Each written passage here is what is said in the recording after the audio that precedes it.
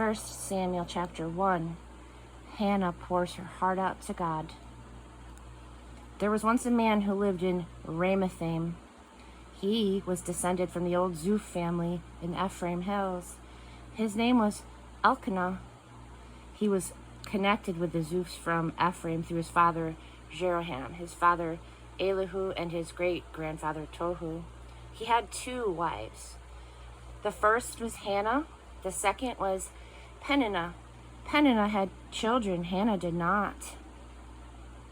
Every year this man went from his hometown up to Shiloh to worship and offer a sacrifice to God of the angel armies.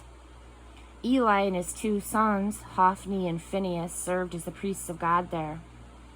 When Elkanah sacrificed, he passed helpings from the sacrificial meal around his wife Peninnah and all her children. But he always gave an especially generous helping to Hannah because he loved her so much and because God had not given her children. But her rival wife taunted her cruelly, rubbing it in and never letting her forget that God had not given her children.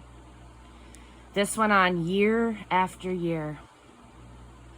Every time she went to the sanctuary of God, she could expect to be taunted.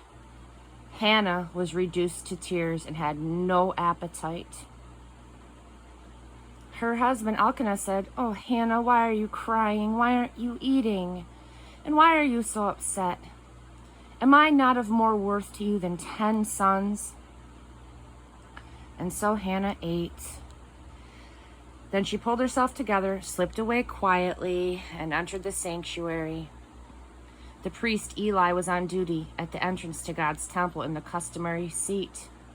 Crushed in soul, Hannah prayed to God and cried inconsolably. Then she made a vow. "Oh God of the angel armies, if you'll take a hard look at my pain, if you'll just quit neglecting me and go into action for me by giving me a son, I will give him completely, unreservedly to you. I will set him apart for a life of holy discipline." It just so happened that as she continued in prayer before God, Eli was watching her closely. Hannah was praying in her heart silently. Her lips moved, but no sound was heard. Eli jumped to the conclusion that she was drunk.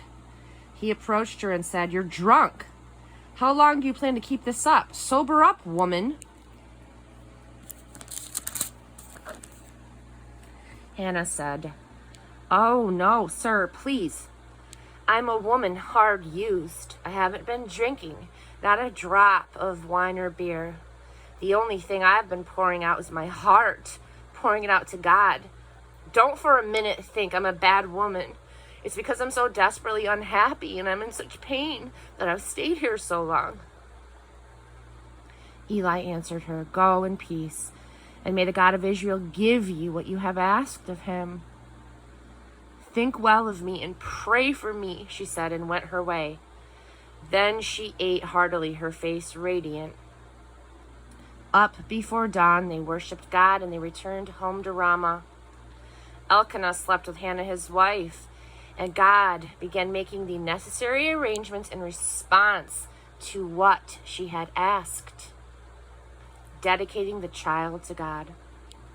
Before the year was out, Hannah had conceived and given birth to a son. She named him Samuel, explaining, "I asked God for him." When Elkanah next took his family on their annual trip to Shiloh to worship God, offering sacrifices and keeping his vow, Hannah didn't go. She told her husband, "After the child is weaned, I'll bring him myself and present him before God, and that's where he'll stay for good." Elkanah said to his wife, "Do what you think is best. Stay home until you have weaned him. Yes, let God complete what he has begun." And so she did. She stayed home and nursed her son until she had weaned him. And then she took him up to Shiloh, bringing all the makings of a generous sacrificial meal, a prize bull, flour, and wine. The child was so young to be sent off. They first butchered the bull, then brought the child to Eli. Hannah said, "Excuse me, sir. Would you believe that I'm the very woman who is standing before you this very spot praying to God? I prayed for this child, and God gave me what I asked for. And now I have dedicated him to God. He's dedicated to God for life." And then and there, they worshiped God.